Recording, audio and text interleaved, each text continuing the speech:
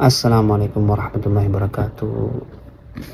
Andito tayo ngayon sa Novotel Yambu para sa business travel. So ang video na ito ay pagtugon para sa ika-apat na Islamic trivia na kung saan ang katanungan ay anong hayop ang tuwirang kinausap ng Allah Subhanahu wa Ta'ala sa banal na Quran. Okay. Regarding sa katanungan na ito, actually kung ating sisiyasatin kung mayroon ba talagang hayop ang direkta o tuwiran na kinausap ng Allah Subhanahu wa Ta'ala, ang sagot ay wala. Pero may mga nagsabi na ito ay ang namla. Namla. Ang namla sa English ay ant. Sa Tagalog ay langgam. Ang langgam sa Bisaya, lumipad na, may pakpak na. Lumipad na. Okay. Amigas ba na sa Bisaya? Hindi ko alam. Anyway, speaking of ant, mga kapatid, kung gusto natin malaman ang kwento ng langgam, paano siya nagsalita. Ang langgam ay tahasan nagsalita sa banal na Quran. Nagsalita siya. Pero doon sa kwento na ito, hindi siya walang direktang nagsabi na direkta siyang kinausap ng Allah Subhanahu wa Ta'ala o nakipag-usap sa Allah. Ang mahalaga ito ay nagpahayag ang Allah Subhanahu wa Ta'ala sa pamamagitan ng kwento ni Prophet Sulaiman. Okay. Sinabi ng Allah Subhanahu wa Ta'ala sa surah 2, hindi ko nagkamali, surah Saba. Check natin. Confirm natin na para hindi tayo magkamali. Surah Saba ata yun, yes. Indeed, sa surah Saba.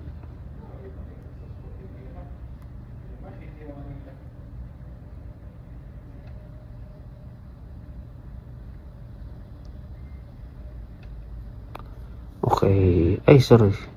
Surah Namal pala. Surah Namal. Kaya nga isa sa mga surah ng banal na Quran ay ipinangalan sa langgam. Ito ay kainaman ng langgam.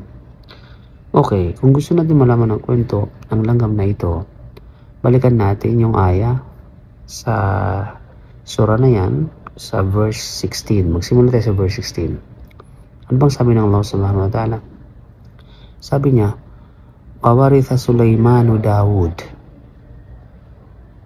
Okay? At napamanahan si Prophet Sulaiman ni Dawud. So si Prophet Dawud, tatay ni Prophet Sulaiman. At si Prophet Sulaiman, anak ni Prophet Dawud. So meron ito, no, the giant enemy of David o Dawud ay si Goliath. Meron siyang higanting kalaban noon. So mayroong pamana na iniwan ni si Prophet Dawud kay Prophet Sulaiman. Okay? Waqala ya ayyuhan nasu ullimna mantiqal tayri wa utina min kulli shay. No?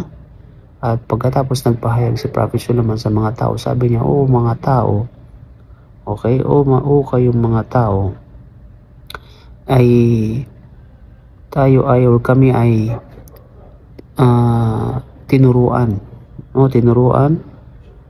na makaintindi ng salita o conversation ng ibon." Okay?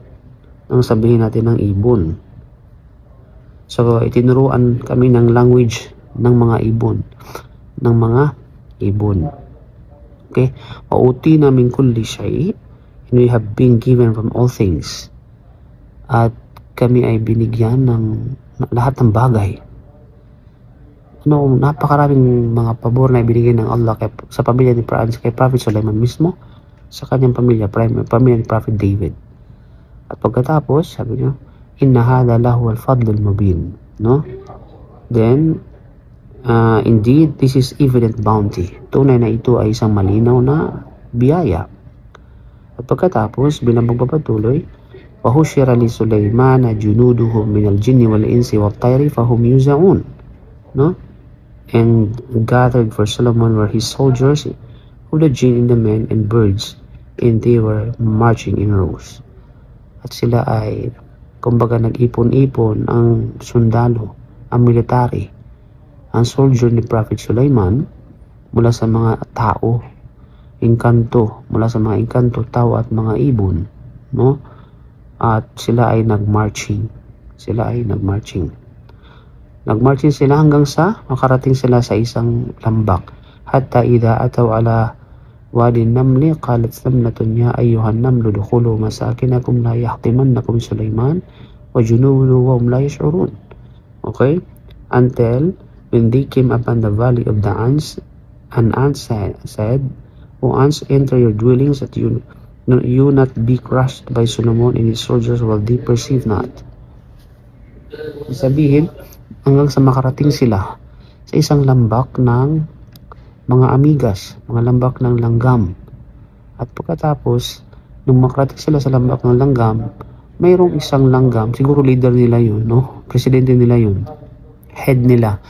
Sabi ng langgam na ito, o mga langgam, o kayo mga lupo ng mga langgam, pumasok kayo sa inyong mga lungga, sa inyong mga tahanan, tirahan, upang hindi kayo masagasaan at mapahamak ni Sulaiman, pati ang kanyang mga soldier, kanyang mga militar na hindi nila mararamdaman at mapansin at mabatid.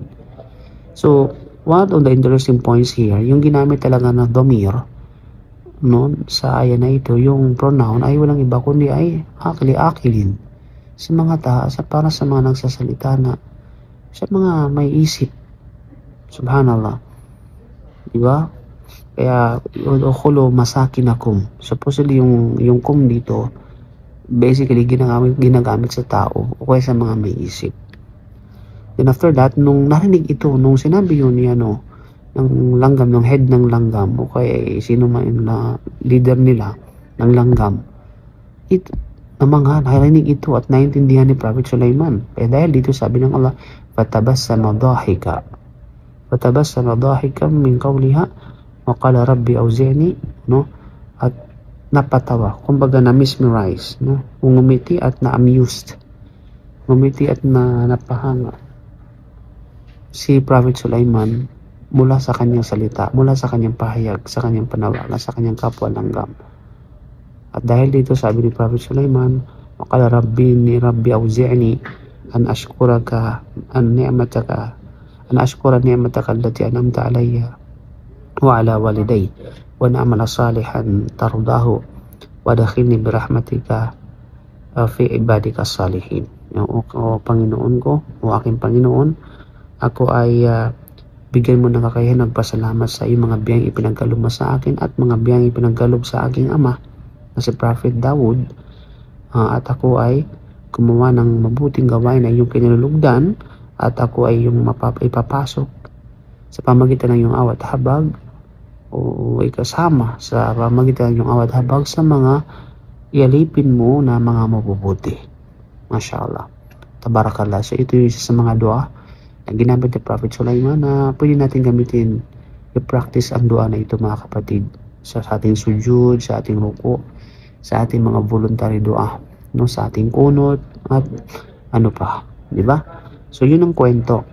Yung kwento dito, although hindi tuwiran na nakipag-usap ang namla, ang langgam sa Allah at ang Allah sa langgam, subalit ito ay nagpapahayag na sa pamagitan ng wahi, ng revelation, no, ng Allah subhanahu wa ta'ala, pinarating sa atin na sa pamagitan ni Prophet Solomon na mayroong langgam sa kanyang kapanaw na nagsasalita at kabilang sa fadal kainaman ni Prophet Sulaiman ay siya'y binigyan ng kapangyarihan ng Allah subhanahu wa ta'ala at kakayahan na maintindihan at makipag-usap sa langgam at gayon din maintindihan yung language ng mga langgam. At bagkus ay merong ibon si Prophet Sulaiman na si Hudhud. Okay, si Hudhud. So yung mga kapatid, so ito yung mga maiksing kwento, at hindi ito kwentong barbero dahil ito ay kwento na nasa banal na Quran, no? And there is no impossible to Allah. na bigyan ng kakayahan na makapagsalita ang langgam. And of course, kahit mga meron silang sariling language, hindi natin naintindihan. Okay? Maliban lamang kung ipaunawa siya ng Allah subhanahu wa ta'ala. Sana all. So, yung mga kapatid, so abangan niyo po ang ating Islamic trivia. Inshallah subhanahu wa ta'ala. So, Allahu alam sa sunnah kami. Hamdika sallallahu la ilaha illa anta astaghfiruka wa atubu ilaik. Assalamualaikum warahmatullahi wabarakatuh.